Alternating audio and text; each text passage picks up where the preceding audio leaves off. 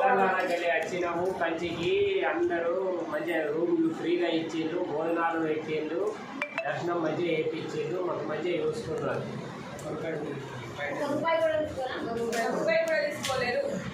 పైసా తీసుకోలేరు, room free ఇచ్చిండ్రు, food పెట్టిండ్రు.